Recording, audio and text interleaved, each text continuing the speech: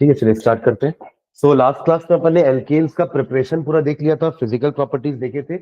Alkene का preparation हमने कुल 5 मेथड से किया था, जिसमें एक था हमारा अनसैचुरेटेड हाइड्रोकार्बन वाला, यानी कि एल्कीन्स या अल्काइन से। इन दोनों में ही हमने हाइड्रोजन का एडिशन किया था इन द प्रेजेंस ऑफ निकल या प्लैटिनम या पैलेडियम, और हमें मिल गया था एल्केन। ये एक मेथड था। दूसरा मेथड हमने अल्किल हलाइड से देखा था, जिसमें दो मेथड देखे थे, एक फ्रॉम ग्रिग्नार्ड रिएजेंट और दूसरा वुड्स रिएक्शन, है ना। एक आपका ग्रिग्नार्ड रिएजेंट था और दूसरा क्या था, वुड्स रिएक्शन से हमने बनाया था। ठीक है, वुड्स रिएक्शन। तो ये एक मेथड हो गया, ये दूसरा, ये तीसरा। और तीसरा जो हमने रिएजेंट यूज किया था वो था कार्बोक्सिलिक एसिड। कार्बोक्सिलिक एसिड की हेल्प से हमने एल्केन बनाया था। ये कार्बोक्सिलिक एसिड की हेल्प से हमने दो तरीके से बनाया था। एक का रिएक्शन का नाम था D carboxylation reaction, D carboxylation reaction, और दूसरे का नाम था कॉल्बेज का इलेक्ट्रोलिसिस प्रोसेस, कॉल्बेज इलेक्ट्रोलिसिस प्रोसेस। ठीक है, तो इन सभी मेथड से अपन ने एल्केन बनाए थे। Physical properties,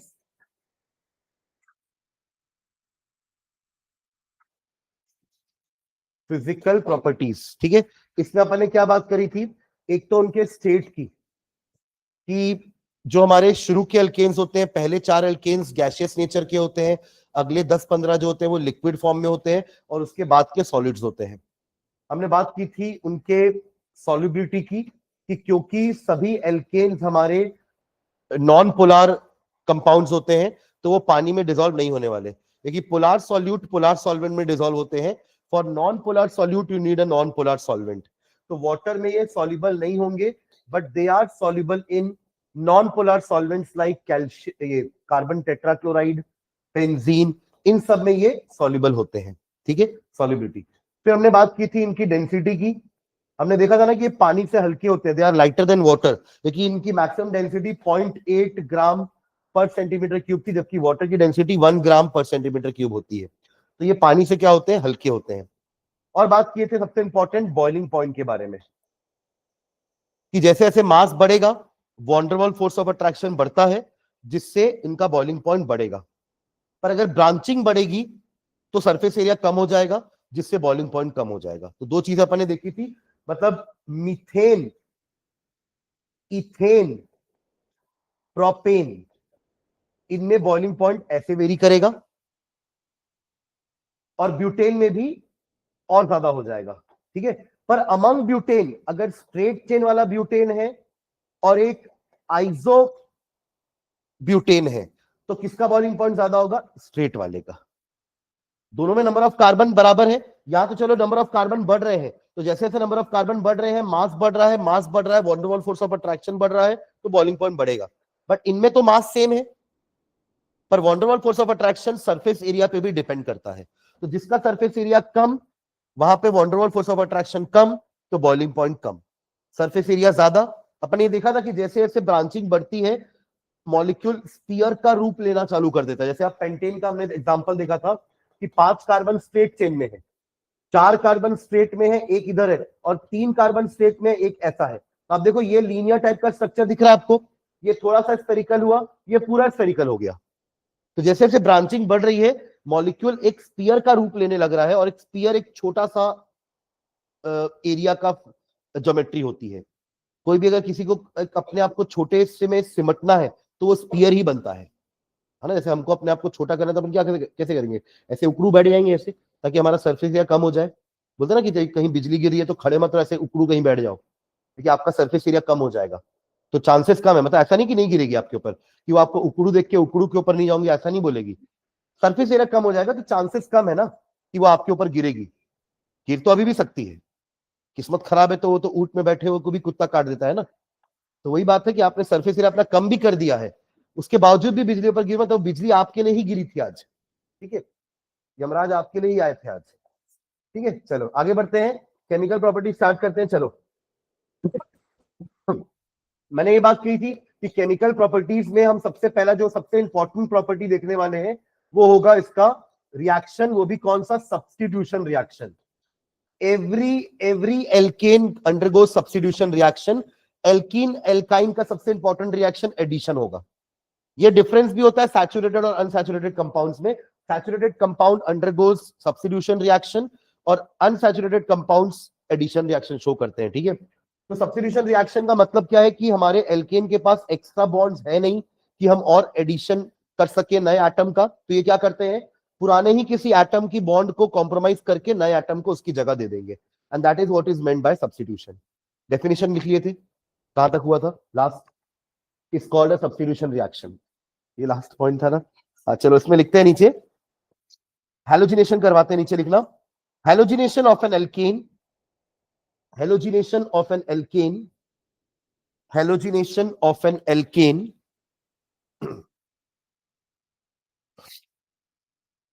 is carried out by heating it. Halogenation of an alkane is carried out by heating it with a suitable halogen, by heating it with a suitable halogen, by heating it with a suitable halogen in presence of ultraviolet light, in presence of ultraviolet light, UV rays जिसको बोलते हैं अपन,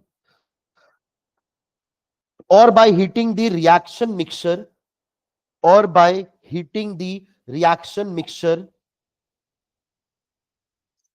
to 520 to 670 Kelvin, 520 to 670 Kelvin, to 670 Kelvin। देखो ये condition क्यों देनी पड़ रही है, क्योंकि हमने ये ऊपर लिखा है कि alkanes are also called paraffins. Para मतलब लिटिल और फिन्स आया है एफिनिटी से, तो ये कम रिएक्टिंग होते हैं, थोड़े इनर्ट टाइप के कंपाउंड्स होते हैं हमारे एल्केन्स, क्योंकि ये सैचुरेटेड है ना, ये संतृप्त है, मतलब इनका पूरा जो बोलते हैं ना कि हम सेटिस्फाइड है, तो इनको रिएक्शन नहीं करना है। पर तब भी हमको अगर करवाना है तो हमें कंडीशन थोड़ी सी ड्रास्टिक देनी पड़ेगी। तो यहाँ पे क्या कर रहे हैं, या तो यूवी लाइट के प्रेजेंस में हम उसका सब्स्टिट्यूशन करवा रहे हैं, या तो फिर हम टेम्परेचर ज्यादा दे रहे हैं, कितना 520 टू 670 केल्विन टेम्परेचर पे ये सब्स्टिट्यूशन दे सकते हैं, ठीक है। तो एक रिएक्शन लिखना नीचे, क्लोरीनेशन ही करवाते हैं, जो मैंने लास्ट में भी आप लोग को रिएक्शन एग्जांपल दिया था, CH4 प्लस Cl2, यहां ऊपर आप H न्यू लिख लेना, या फिर और 520 to 670 kelvin. What does this mean, H nu, high energy, वही प्लैंक्स क्वांटम थ्योरी था ना हमारा, E is equals to H nu बोलते थे। प्लैंक क्वांटम थ्योरी यही था ना कि E is directly proportional to nu. Nu क्या थी, फ्रीक्वेंसी उस लाइट की, और उसकी एनर्जी कितनी होती थी, E is equals to H nu. तो एक्चुअली लाइट की एनर्जी का यूज करके रिएक्शन हो रहा है, ठीक है। तो CH3Cl प्लस HCl, ठीक है, का नाम भी लिख लेना नीचे, क्लोरोमीथेन, क्लोरोमीथेन, क्लोरोमीथेन, ठीक है। यही क्लोरोमीथेन को अगले स्टेप में फिर से लो, chloromethane is again converted into dichloromethane, CH2Cl2 plus HCl,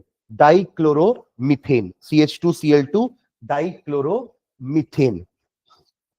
next step, CH2Cl2 को ले लेना आगे नेक्स्ट स्टेप में, उसमें भी क्लोरीन यूज करना और बना लेना CHCl3 साथ में HCl, ये आपका हो जाएगा trichloromethane. And last CHCl3 plus Cl2 will give you CCl4 plus HCl, ये हो जाएगा आपका टेट्राक्लोरोमीथेन। ये मैंने जो नाम बोले सब उनके IUPAC नेम है, क्लोरोमीथेन, डाइक्लोरो, ट्राइक्लोरो, टेट्राक्लोरोमीथेन। इनको कॉमनली अपन कहते हैं क्लोरोफॉर्म, ब्रैकेट में क्लोरोफॉर्म भी लिख लेना। इसका भी कॉमन नेम इंपॉर्टेंट है, carbon tetrachloride, carbon tetra chloride, ठीक है। इसका कॉमन नेम है मिथिल क्लोराइड, मिथिल क्लोराइड। जैसे देखो CH3 को मिथिल बोलते हैं ना, वैसे ही CH2 को मिथिलीन बोलते हैं, क्या बोलते हैं, मिथिलीन। तो कॉमन नेम इसका क्या हो जाएगा, मिथिलीन क्लोराइड, मिथिलीन क्लोराइड। सब तो सारे ब्रैकेट में जो नाम लिखे हैं वो सारे कॉमन नेम्स हैं, ठीक है। और बाकी आईयूपीएसी आप बाहर लिख ही रहे हो, क्लोरोमीथेन डाई ट्राई टेट्राक्लोरोमीथेन, ठीक है। सभी में कंडीशन सेम रहेगी।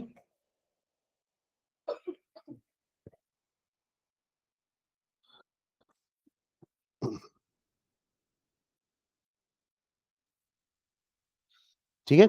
इनके नीचे ना इनका रिएक्टिविटी का ऑर्डर लिखना कि हैलोजन तो 4 होते हैं ना, अपन तो 4 हैलोजन पढ़ते हैं, फ्लोरीन क्लोरीन ब्रोमीन आयोडीन। इनमें रिएक्टिविटी का ऑर्डर क्या है, मतलब कौन सा हैलोजन सबसे फास्टली रिएक्ट करेगा, इसको बोलते हैं रिएक्टिविटी का ऑर्डर। सारे एक जैसे तो नहीं है ना, तो रिएक्टिविटी का ऑर्डर किस पे डिपेंड करेगा कि कौन सा फ्लोरीन या कौन सा हैलोजन सबसे पहले निकल करके रिएक्ट कर लेगा, ठीक है। तो नीचे लिखना ऑर्डर, नीचे the order of reactivity of different halogens, the order of reactivity of different halogens,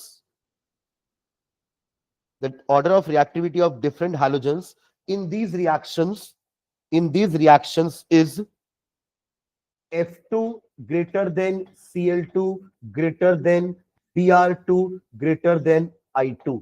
ये इनके रिएक्टिविटी का ऑर्डर होता है।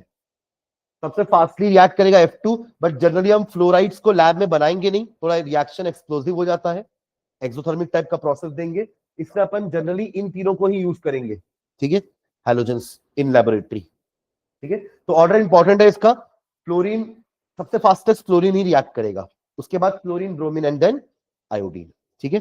नीचे एक लाइन लिखना नोट करके,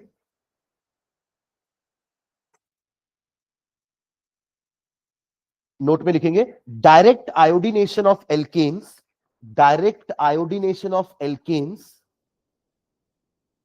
डायरेक्ट आयोडीनेशन। जैसे आपने क्लोरीन वाले के लिए क्लोरीनेशन बोलोगे, ब्रोमीन के लिए ब्रोमिनेशन बोलोगे, आयोडीन अगर यूज होगा तो आयोडीनेशन बोलेंगे। Direct iodination of alkene can not be brought about, direct iodination of alkene can not be brought about as the reaction is reversible, as the reaction is reversible, as the reaction is reversible। Reversible मतलब कि CH4 plus I2 से CH3I तो बनेगा, साथ में HI भी बनेगा, but ये रिवर्स भी हो सकता है ना। ये रिएक्शन कैसा होता है, रिवर्सिबल। इसलिए अपन क्या करते हैं, डायरेक्ट आयोडीनेशन नहीं कराते हैं, साथ में एक ऑक्सीडाइजिंग एजेंट लेते हैं। वो ऑक्सीडाइजिंग एजेंट क्या करेगा पता है, ये जो हाइड्रोजन आयोडाइड बन रहा होगा ना, देखो किसी भी एक रिवर्सिबल रिएक्शन को इरिवर्सिबल बनाना है तो उसके एक प्रोडक्ट को हटा दो, अपने आप को इरिवर्सिबल हो जाएगा। अपन पढ़े हैं इक्विलिब्रियम में भी कि अगर कोई गैसियस रिएक्शन है तो एक गैस को छोड़ दो, बाहर जाने दो प्रोडक्ट को, तो उससे हमारा रिएक्शन रिवर्सिबल नहीं जाएगा। कैसे जाएगा, आपने तो सी और डी में से डी को हटा दिया ना, रिवर्सिबल रिएक्शन तो A plus B gives C plus D है, C plus D gives A plus B है, तो आपने सी और डी में से डी को हटा ही दिया, तो रिवर्सिबल कैसे रह जाएगा। तो अपन क्या करेंगे, एक ऑक्सीडाइजिंग एजेंट लेते हैं जो इस HI को फिर से I2 में कन्वर्ट कर देगा, it will oxidise HI to I2। इसको ऑक्सीडेशन क्यों बोलेंगे, HI में I का ऑक्सीडेशन स्टेट क्या है, what is the oxidation state of I in HI, -1, +1 इसकी है और -1 उसकी है, एंड यहां पर ऑक्सीडेशन स्टेट क्या है I2 की, 0। अरे ये सब रूल पढ़े अपन रिडॉक्स रिएक्शन में कि एलिमेंटल स्टेट में ऑक्सीडेशन स्टेट 0 होती है, नहीं पढ़ेगा। इसकी कैसे निकालते हो कि +1 इसकी है, x इसकी ले लिए ओवरऑल 0, तो x इज इक्वल्स टू -1, ठीक है। तो ऑक्सीडेशन स्टेट में इंक्रीमेंट हुआ है कि नहीं, -1 से 0 हुआ, तो इसको तो ऑक्सीडेशन बोलते हैं ना। ऑक्सीडेशन की नई डेफिनेशन जो अभी अपन ने 11th में पढ़ी थी कि अगर किसी स्पीशीज के ऑक्सीडेशन नंबर में इंक्रीमेंट हो रहा है, इसका मतलब उसका क्या हो रहा है, ऑक्सीडेशन हो रहा है। तो hydrogen iodide is getting converted into iodine is a oxidation process, और करवाएगा कौन, एक ऑक्सीडाइजिंग एजेंट। तभी अपन अकेले नहीं करवाएंगे, तभी हमने क्या लिखा है कि direct iodination is not brought about. हम हमेशा क्या करेंगे, एक ऑक्सीडाइजिंग एजेंट के साथ ही अपने रिएक्शन को करवाएंगे, आयोडीनेशन को करवाएंगे, ठीक है। रिएक्शन लिख लियो क्या, it is reversible, since it is reversible तो नीचे लाइन में लिखेंगे iodination is carried out in the presence of, iodination is carried out in the presence of, iodination is carried out in the presence of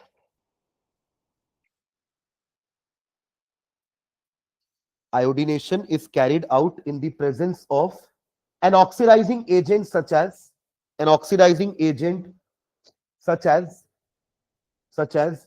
iodic acid, bracket में HiO3, उसका formula लिख लेना HiO3, iodic acid और nitric acid,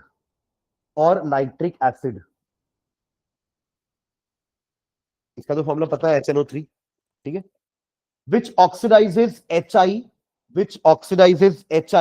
to I2, which oxidizes HI to I2, ठीक है। चलिए इसका mechanism समझते हैं, मैकेनिज्म इंपॉर्टेंट है ना, लिखना heading mechanism of halogenation, mechanism of halogenation,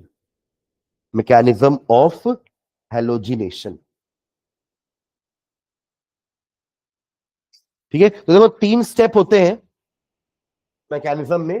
पहला स्टेप कहलाता है, अभी लिखना मत कुछ भी, पहले समझ लो, चेन इनिशिएशन। फर्स्ट स्टेप को कहते हैं अपन चेन इनिशिएशन। आपने देखा ना कि यहाँ पर कैसे चेन टाइप का रिएक्शन हो रहा था, एक एक करके सारे हाइड्रोजन 1 बाय 1 रिप्लेस होते जा रहे थे बाय क्लोरीन। तो वो चेन चल रही थी एक, कि पहले सारे CH4 CH3Cl बन गए, फिर सारे CH3Cl CH2Cl2 बन गए। पर ये हो कैसे रहा, ये चेन रिएक्शन चल कैसे रहा है?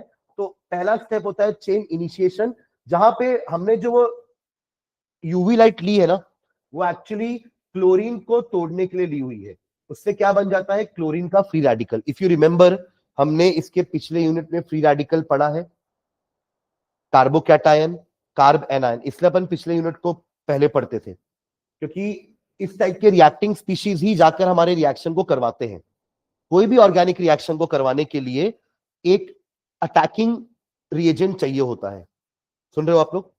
यहां पे हमारा मेन चीज कौन है? मीथेन, जो वेट कर रहा है कि कोई आकर के उस पर अटैक करेगा। अब वो अटैकिंग स्पीशीज 3 तरीके के हो सकते हैं, वो तीनों चीजें अपन ने पिछले चैप्टर में पढ़ी है। पहला हो सकता है फ्री रेडिकल, ठीक है। दूसरा हो सकता है हमारा कार्बोकैटायन या कार्ब एनायन, या कोई इलेक्ट्रोफाइल, या कोई न्यूक्लियोफाइल। ये सभी हमारे, इनफैक्ट ये 3 एक्चुअली में अटैकिंग रिएजेंट्स होते हैं। ये तो बन जाते हैं इनके अटैक होने के बाद। इंटरमीडिएट्स बोल सकते हैं इनको, क्या बोलते हैं अपन? इंटरमीडिएट्स। मतलब एक रिएक्शन जब होता है ना, तो ये लोग आकर के अटैक करते हैं, बीच में ये लोग बनते हैं, एंड देन फाइनल प्रोडक्ट बन जाता है।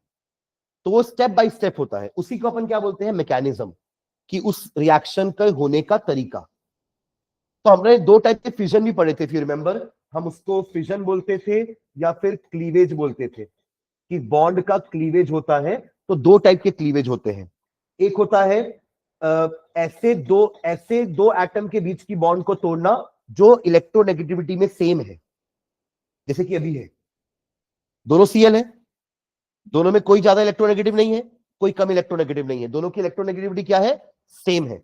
तो ऐसे बॉन्ड को तोड़ने के लिए आप जो भी एनर्जी दोगे in the form of UV light या किसी भी तरीके के फॉर्म ऑफ एनर्जी देकर के उनके बॉन्ड को तोड़ोगे। और जब बॉन्ड टूटेगा तो ऐसा नहीं कि Cl एक प्लस बन जाएगा एक माइनस बन जाएगा, ऐसा नहीं होगा, क्योंकि दोनों की इलेक्ट्रोनेगेटिविटी में डिफरेंस नहीं है। तो कोई भी ऐसा नहीं करेगा कि एक इलेक्ट्रॉन पेयर पूरा लेकर के एक चला गया, दूसरे के हाथ कुछ नहीं लगा, ऐसा नहीं होगा। दोनों अपना अपना एक एक इलेक्ट्रॉन लेकर के बाहर हो जाएंगे लाइक दिस, और बन जाएंगे फ्री रेडिकल। क्या बन जाते हैं? Free radical. इसको कहते थे अपन होमोलिटिक फिजन, होमोलिटिक फिजन। और होमोलिटिक फिजन से बनते हैं फ्री रेडिकल्स। हेटेरोलिटिक फिजन होता तो बनता कैटायन एंड एनायन।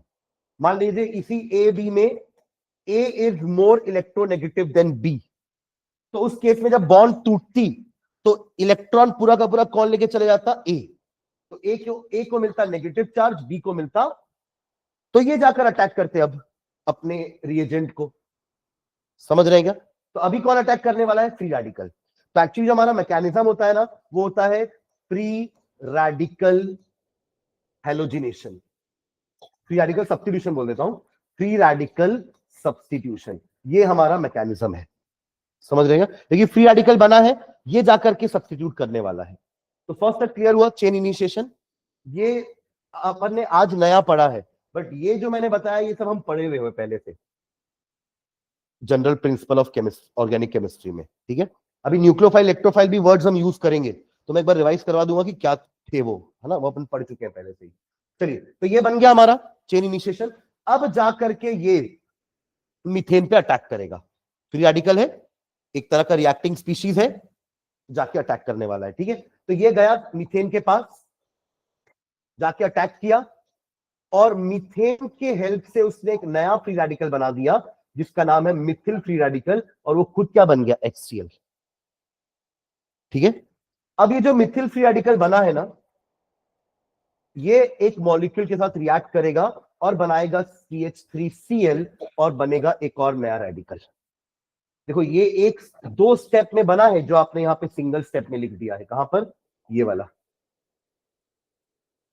देख रहे हो आप ये वाला स्टेप, ये स्टेप एक्चुअली दो स्टेप में हुआ है। कौन से दो स्टेप है, पहले देखो फर्स्ट स्टेप में क्या हुआ, क्लोरीन रेडिकल आया, उसने मिथिल को सॉरी मीथेन में अटैक करके एक नया रेडिकल बनाया, फिर वो नया रेडिकल क्लोरीन मॉलिक्यूल और भी होंगे, अभी जरूरी नहीं सारे के सारे क्लोरीन मॉलिक्यूल टूट गए हो, तो एक और क्लोरीन का रिएक्ट करके क्या बनाया उसने, क्लोरोमीथेन। आप देखो ना, इस रिएक्शन को अगर आप ऐड करते हो तो आपको वाला रिएक्शन मिल जाएगा जो हमने पीछे बनाया है।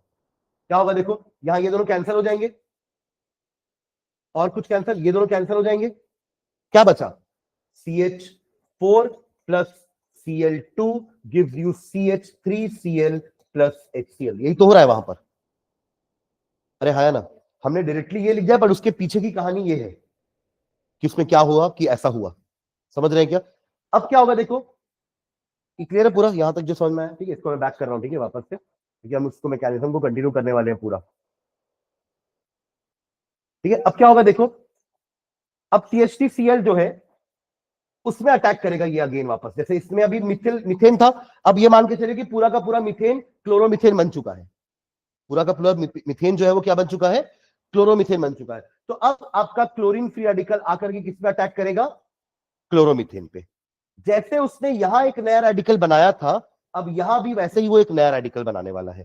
देखो यहां एक नया रेडिकल कैसे बना था, ध्यान देना कैसे बना था, उस मॉलिक्यूल में से एक H कम हो गया था और फ्री रेडिकल का साइन आ गया था और HCl बन गया था। तो सेम काम यहां भी करना है, बताओ क्या होगा, हाँ एक हाइड्रोजन कम, Cl and radical sign plus HCl, ठीक है। फिर अगले स्टेप में क्या होता है, देखो जो रेडिकल नया बना था उसी में क्लोरीन आके अटैक किया था, तो यहां पे नया रेडिकल कौन है, तो इसी में कौन आएगा, Cl2 आकर के अटैक करेगा और क्या बनाएगा, नया कंपाउंड CH2Cl2, और एक रेडिकल फिर से जनरेट हो जाएगा। अब इन दोनों को ऐड करोगे तो आपको सेकंड रिएक्शन मिल जाएगा। क्या था second reaction, CH3Cl plus Cl2 gives you CH2Cl2 plus HCl, यही था ना, बाकी सब कैंसिल हो जाएगा, समझ रहे हैं क्या। अब क्या होगा अगला, कोई बताएगा मुझे, व्हाट्स नेक्स्ट,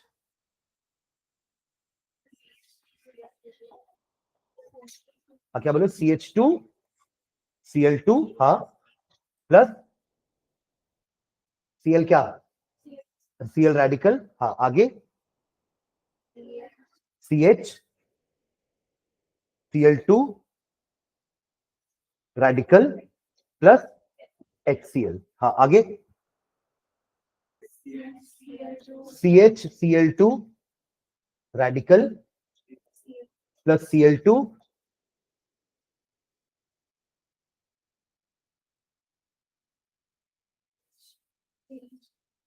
CH2 कहां से आ जाएगा, वो तो मैं बता रहा हूं कि क्या होता है उसमें, Cl ऐड हो जाता है, तो CH Cl3, अरे 2 तो पहले से ही है, प्लस एक क्लोरीन रेडिकल, लास्ट दो स्टेप लिख लेंगे। इसको बोलते हैं चेन प्रोपगेशन, अभी मत लिखो मैं लिखाऊंगा ना, इसको क्या बोलते हैं, चेन प्रोपगेशन। क्यों propagation, what do you mean by propagation, अरे प्रोपगेशन का मतलब क्या होता है, इंग्लिश मीनिंग पूछ रहा हूं, केमिस्ट्री वाला नहीं पूछ रहा हूं।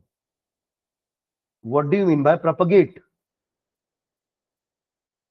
ग्रो करना या आगे बढ़ना, चलते जाना, है ना, लाइट प्रोपगेट करती है ना,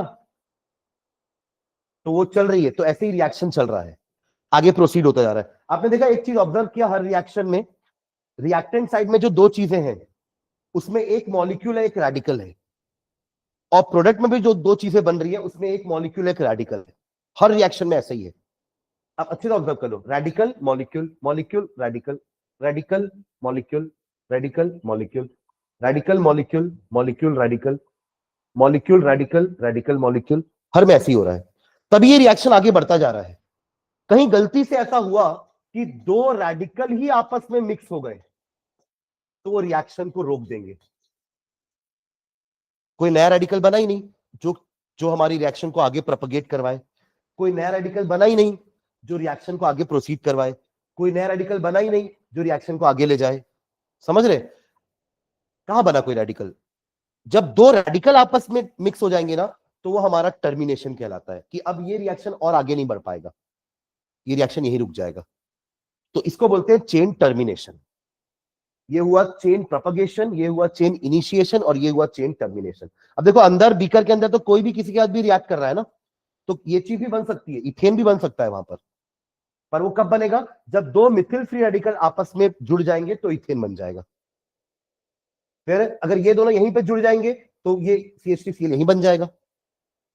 क्लियर है ये? तो ये प्रोपगेशन के बाद टर्मिनेशन लिखेंगे अपन, ठीक है? चलो स्टार्ट करते हैं लिखना नीचे। Halogenation of alkane occurs by halogenation of methane, sorry, alkanes occurs by halogenation of alkanes occurs by free radical mechanism. Free radical mechanism. Free radical mechanism. Full stop. It consists of three steps. It consists of three steps. First step लिखना, chain initiation. Chain initiation. Chain initiation.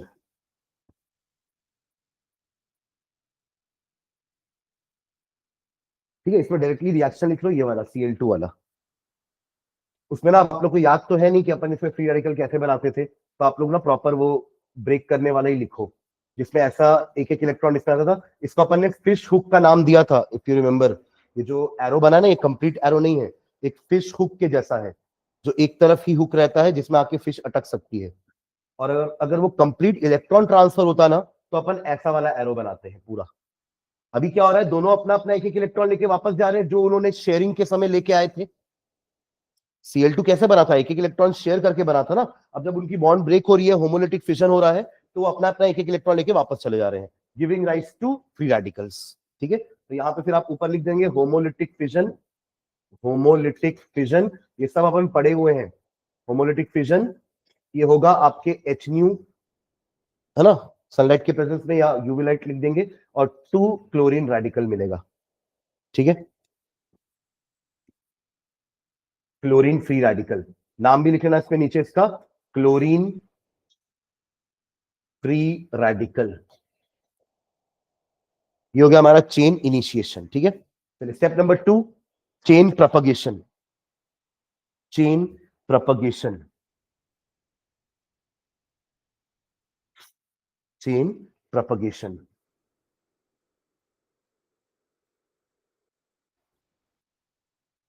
ठीक है, लिख लो ये पूरे steps, 2 4 6 और 2 आप लोग लिखने वाले हो। कौन सा वाला? जिसमें आखिरी प्रोडक्ट क्या रहेगा? CCl4। सुन रहे हो क्या? शुरुआत किससे करेंगे? इसको अटैक करेगा कौन? Chlorine radical. फिर एक नया रेडिकल बनेगा, फिर वही नया रेडिकल में क्लोरीन ऐड होकर के CCl4 बन जाएगा। जल्दी ये 6 स्टेप के जैसे ही 2 स्टेप और लिखेंगे तो हमारा प्रोपगेशन खत्म हो जाएगा।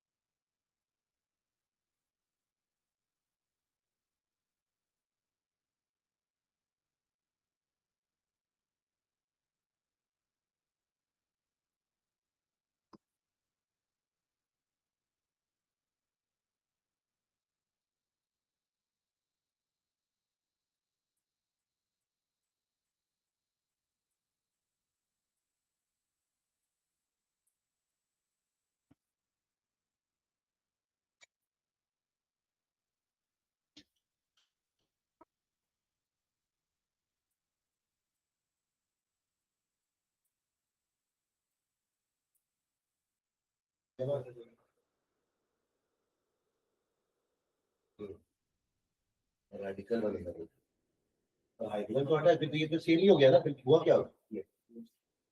जैसे तुमने यहाँ पर एक एच कम करके, ये भी गलत लिख दिया है तुमने। तो रिएक्टेंट ऊपर का लिखा है, प्रोडक्ट उसके अगले का लिख दिया है, वो भी उसमें भी एक उसका है, क्या लिख रहा है? थोड़ा भी पूरा ही गड़बड़ है।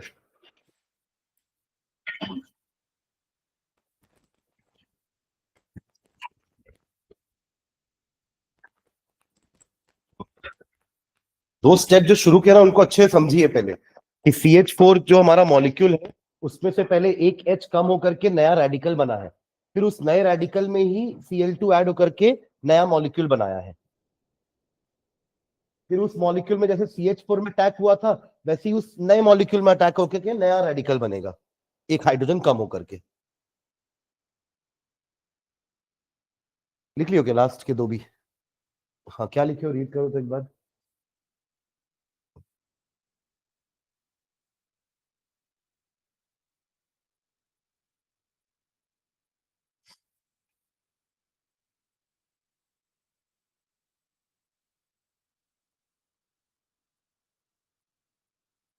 रीड करो क्या लिखे लास्ट का दो। हाँ इन्हीं दोनों को उठा के वापस ले आना नेक्स्ट रिएक्शन में, ये भी समझ सकते हो ना ऐसे। आगे CCl3 रेडिकल ना, हाँ CCl3 रेडिकल प्लस HCl है ना, हाँ फिर last CCl3 radical,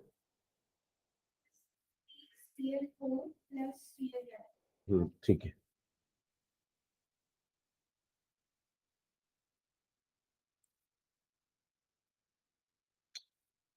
CHCl3 plus Cl radical gives you CCl3 radical plus HCl, ठीक है। एंड लास्ट स्टेप में यही इस रेडिकल में ही, सॉरी इसी रेडिकल में आपका एक Cl2 आएगा और CCl4 बना करके एक Cl रेडिकल और आ जाएगा, ठीक है। यही तो Cl रेडिकल जाकर के बचे हुए CHCl3 को भी कन्वर्ट कर देगा CCl4 में, ये निकला ना यहाँ पर, ये फिर जाएगा एक और CHCl3 के पास, ऐसे करके सारे CHCl3 भी कन्वर्ट, मतलब ये स्टेप सिर्फ एक बार नहीं होगा, ये दोनों कितने बार होंगे? जितना CH4 है, हर CH4 को उसको इनको इनमें कन्वर्ट करना है ना, और फिर ऐसे ये स्टेप कितने बार होगा? जितने CH3Cl बने होंगे, सबको एक एक करके ये Cl रेडिकल क्या करेगा? सबको एक एक करके सारे CH3Cl को Cl रेडिकल मिलके क्या कर देगा? CH2Cl2 में कन्वर्ट कर देगा, ठीक है। चलिए last step, step number 3, chain termination. Chain termination, chain termination, इसमें हाइफन डाल के लिखना, the chain reactions may come to a halt, the chain reactions may come to a halt, the chain reaction may come to a halt, halt मतलब stop, रुक जाएंगे, if two of the same, if two of the same or different free radicals, if two of the same or different free radicals combine amongst themselves, combine among themselves without producing new free radicals, may come to a halt if two of the same, या तो दोनों same हो या तो different हो, पर दोनों radical होने चाहिए, if two of the same or different free radical combine amongst themselves without producing new free radical, तब जाकर के चेन रिएक्शन स्टॉप होगा,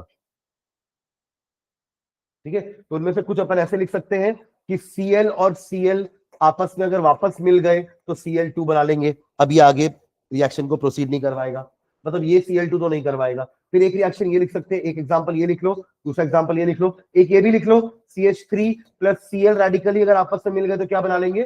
CH3Cl, ठीक है। Radical plus radical,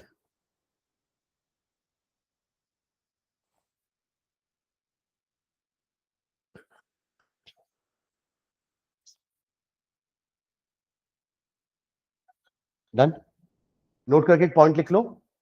like halogenation, like halogenation, like halogenation, nitration, nitration, nitration के bracket में लिख लेना replacement by NO2 group, bracket close, और सल्फोनेशन, और सल्फोनेशन यानी कि रिप्लेसमेंट बाय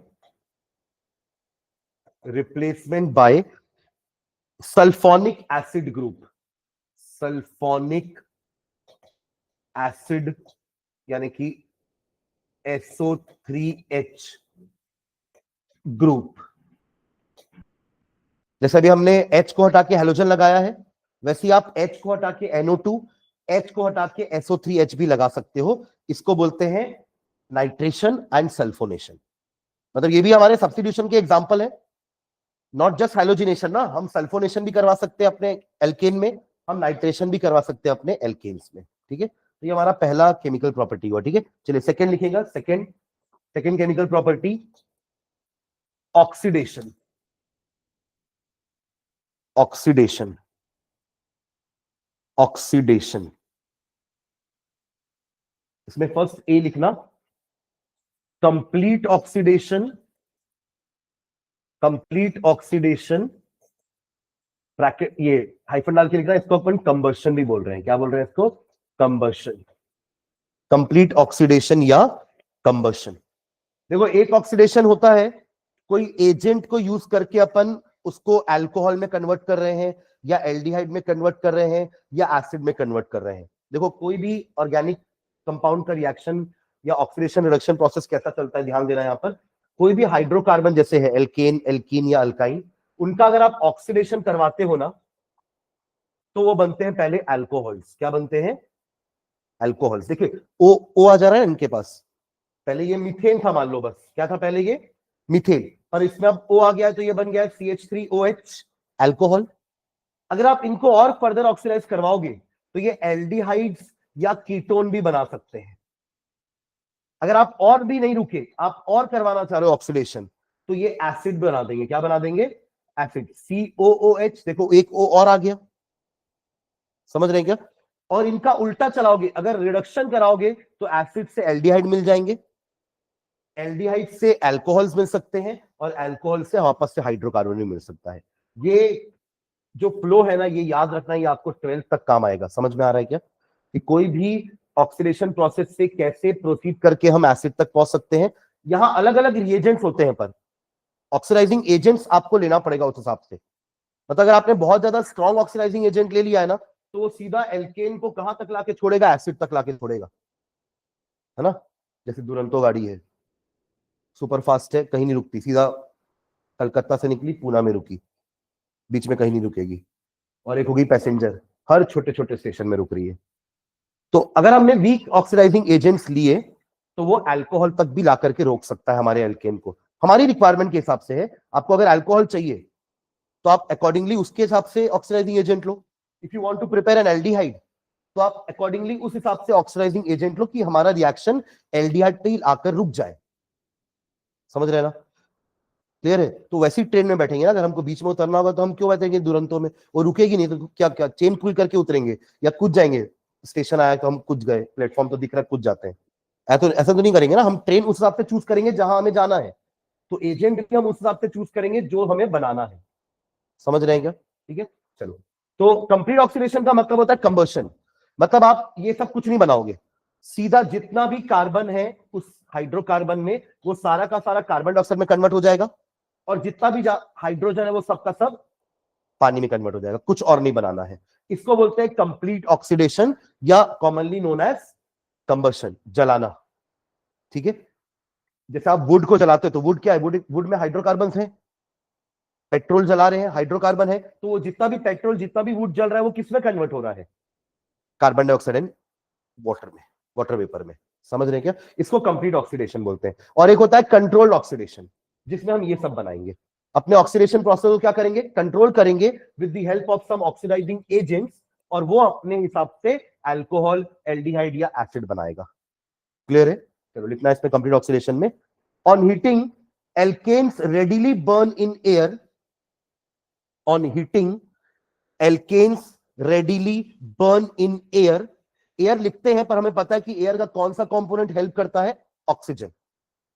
एयर बोलने में आता है एयर, पर हमें पता है कि कंबशन में कौन सपोर्ट करता है? Oxygen is the supporter of combustion. ठीक है। On heating alkanes readily burns in air producing CO2 and H2O, producing CO2 and H2O, producing CO2 and H2O। एक रिएक्शन लिख लो इसका, मीथेन का कंबशन करा लो। मीथेन के कंबशन से क्या मिलेगा हमें? CO2 and H2O। किसी के भी आप इथेन का भी कराओ, आपको यही मिलने वाला है, C2H6O2 gives you CO2 and H2O। बस आपको बैलेंसिंग करना पड़ेगा, रेशियो सब में अलग अलग होगा। ऐसा नहीं है कि रिएक्शन सेम है तो सबका ऐसे लिख देंगे। सबके नंबर ऑफ ऑक्सीजन के एटम्स अलग अलग हो सकते हैं, मॉलिक्यूल्स। प्रोडक्शन जो कार्बन डाइऑक्साइड का हो रहा है वो अलग अलग हो सकता है, जाहिर सी बात है। यहाँ पर एक कार्बन है तो यहाँ पे एक कार्बन डाइऑक्साइड दिख रहा है आपको, और यहाँ दो कार्बन है तो एक तो नहीं बनेगा, तो बैलेंसिंग करना पड़ेगा हमें। पर इन जनरल सब में बनता यही है, बस हो सकता है ऑक्सीजन का रिक्वायरमेंट अलग अलग होगा और प्रोडक्शन अलग अलग हो जाएगा। ठीक है, इन दोनों को बैलेंस करो तो क्या होगा?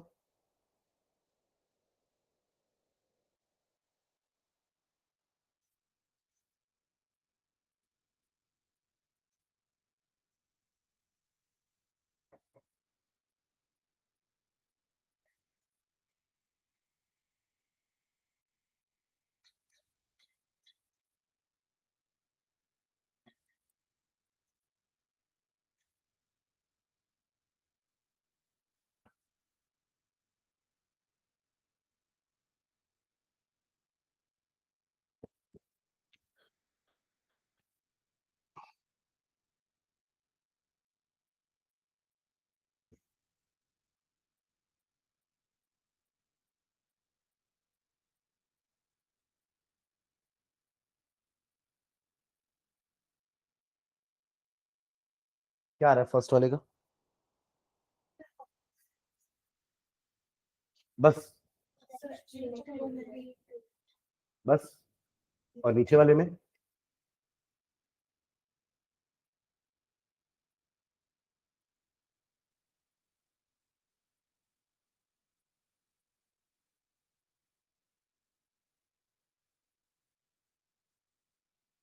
7 हो जा रहा है ना।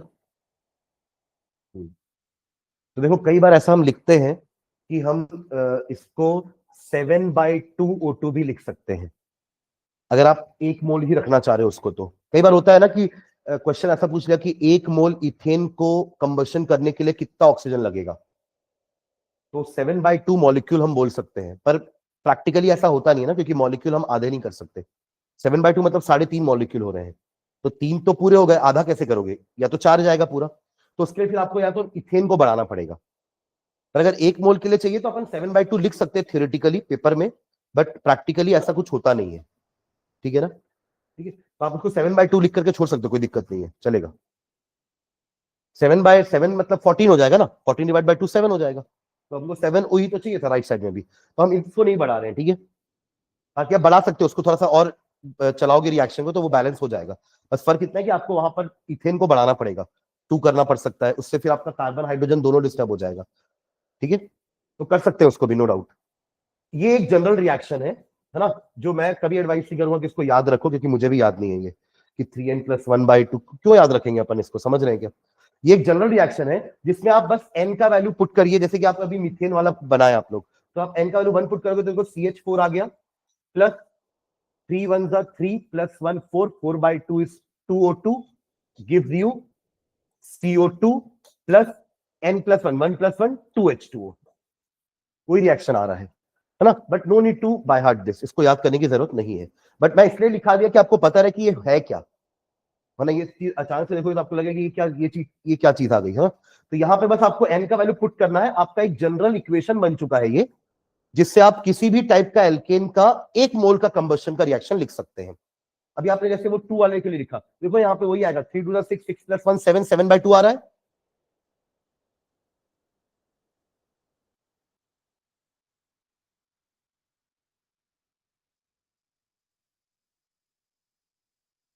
ठीक है ना। और आप ये ऐसा ना 7/2 लिखने के बाद भी अपने पूरे इक्वेशन को 2 से मल्टीप्लाई करके सब पूरे इक्वेशन को आप बैलेंस कर सकते हो। आपने 7/2 लिख दिया ना यहाँ पे, अब आप पूरे इक्वेशन को 2 से मल्टीप्लाई कर दो तो यहाँ 2 आ जाएगा, ये 2 कैंसिल हो जाएगा, ये 4 हो जाएगा और ये 6 हो जाएगा। हो गया अब ये बैलेंस्ड। अगर वो बैलेंस था तो ये भी बैलेंस होगा 2 मल्टीप्लाई करने के बाद। ठीक है, चलिए चलिए नेक्स्ट। ये आपने क्या लिखा है, कंबशन के अंदर फर्स्ट डालो ना, सॉरी ऑक्सीडेशन के अंदर फर्स्ट डालो ना, कंप्लीट ऑक्सीडेशन या कंप्लीट कंबशन। सेकेंड लिखना incomplete combustion, incomplete combustion, B लिख करके incomplete combustion, incomplete combustion. Incomplete combustion का मतलब क्या होगा कि कंबशन पूरा नहीं हो पाया, है ना। और ऐसा कब होता है, कब हो पाएगा, कब होगा ऐसा कि कंप्लीट कंबशन नहीं हो पाया। वेरी गुड, क्या होगा, ऑक्सीजन की डेफिशिएंसी। अच्छा बता देने, मुझे कुछ एग्जांपल बताना पड़ता कि कैसे आप पता कर रहे कि ऑक्सीजन की डेफिशिएंसी हुई। मतलब आपने हो सकता है इस क्लोज रूम में अपना मीथेन को बर्न किया होगा। अभी आपने क्या किया, आपने एयर में बर्न किया, बाहर खुली हवा में तो ऑक्सीजन भरपूर है, तो आराम से ऑक्सीजन मिलेगा, पूरा जल गया, कंप्लीट ऑक्सीडेशन, कंबशन। बट अब आपने वही मीथेन को एक रूम के अंदर बर्न किया, हो सकता है रूम में ऑक्सीजन की सप्लाई लिमिटेड होगी, क्योंकि हम भी बैठे हैं, हम भी ऑक्सीजन ले रहे हैं, राइट। तो जितना ऑक्सीजन है वो यूज अप हो गया होगा, और अब और ऑक्सीजन बचा ही नहीं जिससे कार्बन कार्बन डाइऑक्साइड बन सके। तो क्या रह जाएगा, अनबर्न्ड कार्बन रह जाएगा, अनबर्न्ड कार्बन बच जाएगा। और ये हमारा ब्लैक होता है, कार्बन क्या होता है, ब्लैक होता है ना, कार्बन के पार्टिकल्स क्या होते हैं, ब्लैक होते हैं, तभी तो स्मोक बनता है ना। ये स्मोक क्या होता है, carbon plus air is smoke. तो आप ब्लैक ब्लैक कार्बन लेकर के हवा में फेंक दो तो बन जाएगा स्मोक। तो ये ब्लैक कार्बन का फॉर्मेशन हो जाएगा हमारे कंपाउंड के साथ। ठीक है, यानी कंप्लीट कंबशन नहीं हो पाया। तो नीचे लिखना इनकम्प्लीट कंबशन में, if the combustion is carried out in a limited supply of air, if the combustion is carried out in a limited supply of air, in a limited supply of air,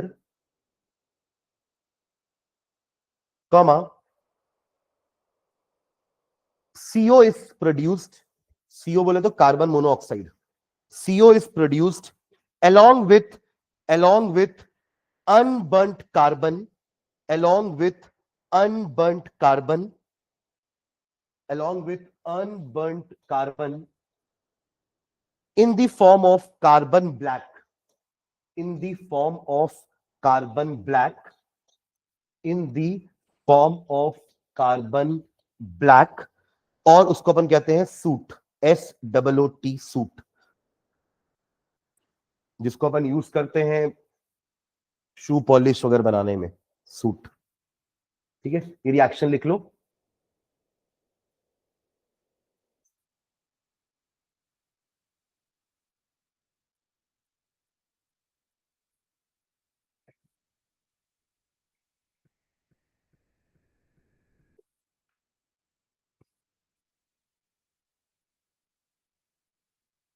देखो आप कायदे से 2 methane के molecule को 4 oxygen चाहिए था, पर हमने 3 लिया है, तो ये तो है ना लिमिटेड। एक को 2 चाहिए था, पर हमने एक ही लिया है, तो उससे लिमिटेशन हो गई, तो बन गया कार्बन ब्लैक। यही आपका ब्लैक है। ठीक है,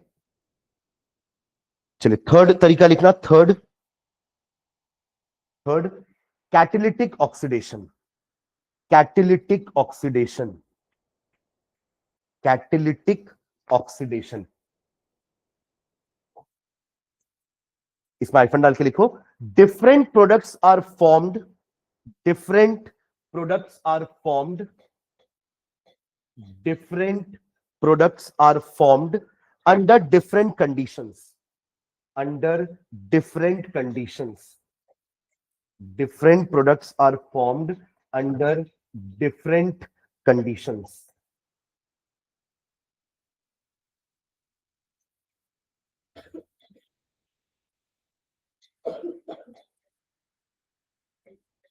एक साथ तीनों लिख लेते हैं, अल्कोहल, एल्डिहाइड, एसिड, तीनों बना सकते हैं डिपेंडिंग अपॉन हमने क्या एजेंट लिया हुआ है। ठीक है,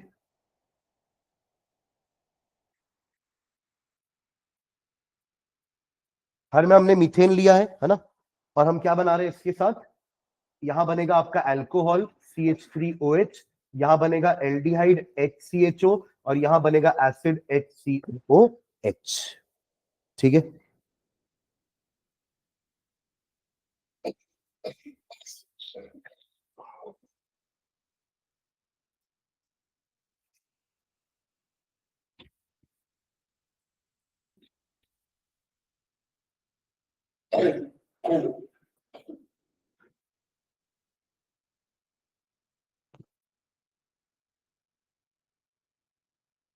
तो इसको अपन कैटालिटिक ऑक्सीडेशन बोल रहे हैं ना। इसके पहले जो अपन ऑक्सीडेशन करवा रहे थे वो काइंड ऑफ कंबशन था, अनकंट्रोल्ड वे में कंबशन हो रहा था, इसलिए हमें प्रोडक्ट क्या मिल रहा था, कार्बन डाइऑक्साइड या वाटर।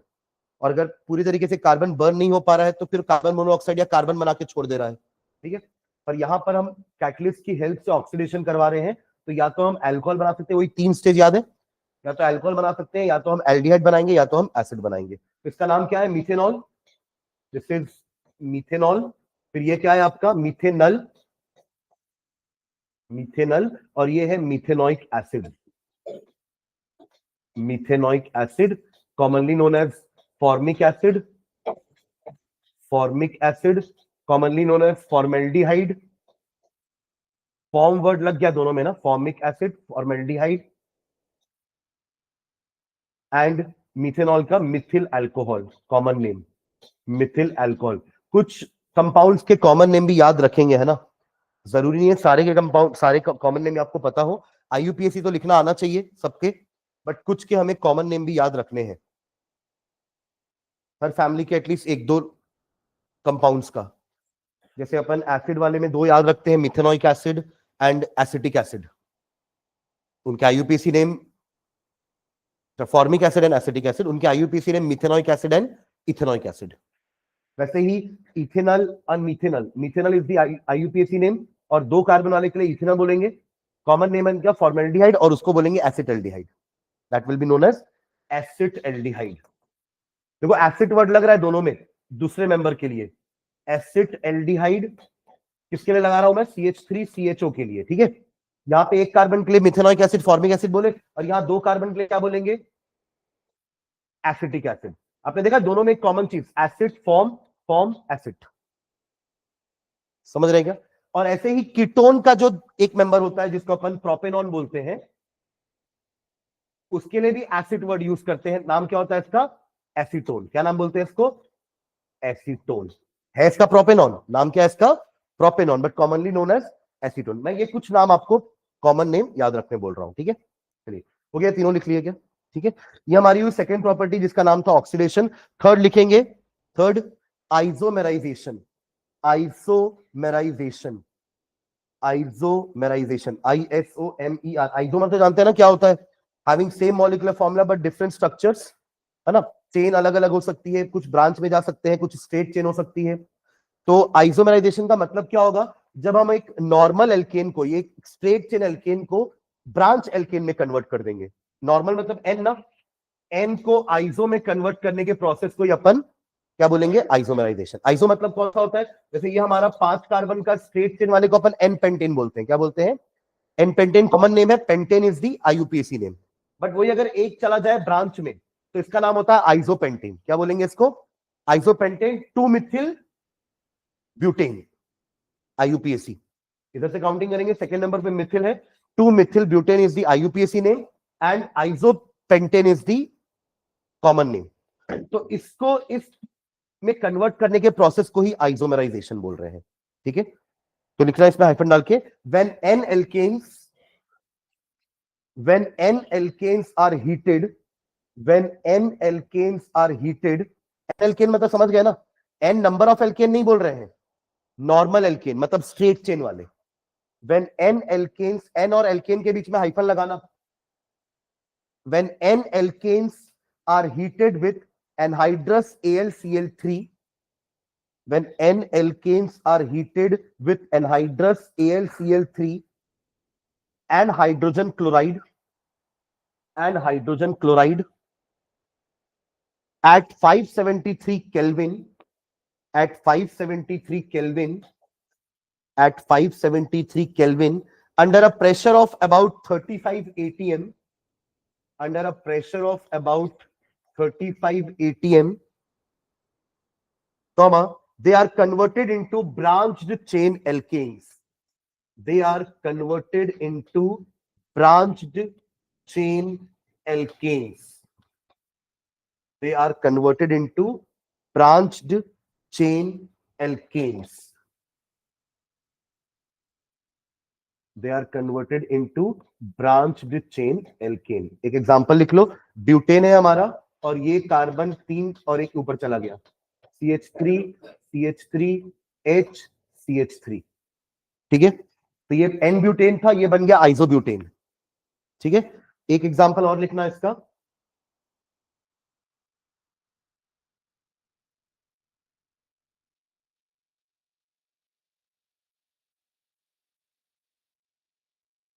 इसका नाम क्या होगा जो लेफ्ट में लिखा हुआ है क्या देखना है यहाँ पे, एक CH3 है, फिर CH2 का 4 का मतलब क्या है, लगातार लाइन से 4 लगे हुए, चारों को ऐसे लिखे नहीं, जैसे यहाँ दो को लिख दिया अपन, तो 4 को नहीं लिखे, थोड़ा आलस आ गया तो 4 लिख दिए, ठीक है। पर उसका मीनिंग वही है कि 4 बैक टू बैक CH2, तो इसका नाम क्या होगा, हाँ एन हेक्सेन, क्या बोलेंगे इसको अपन, n hexane, IUPAC name is hexane, ठीक है। हाँ चलिए इसके आइसोमर्स बनाना, एक बनेगा 2 मिथिल पेंटेन, आप लोग बना लेंगे, एक बनेगा 2 मिथिल पेंटेन और एक बनेगा 3 मिथिल पेंटेन, दोनों आइसोमर्स है उसके, 2 मिथिल पेंटेन 3 मिथिल पेंटेन बनेगा स्ट्रक्चर, ये 2 मिथिल पेंटेन, ये 3 मिथिल पेंटेन, ठीक है। कंडीशन सेम रहेगी ऊपर वाली जो ना, ठीक है।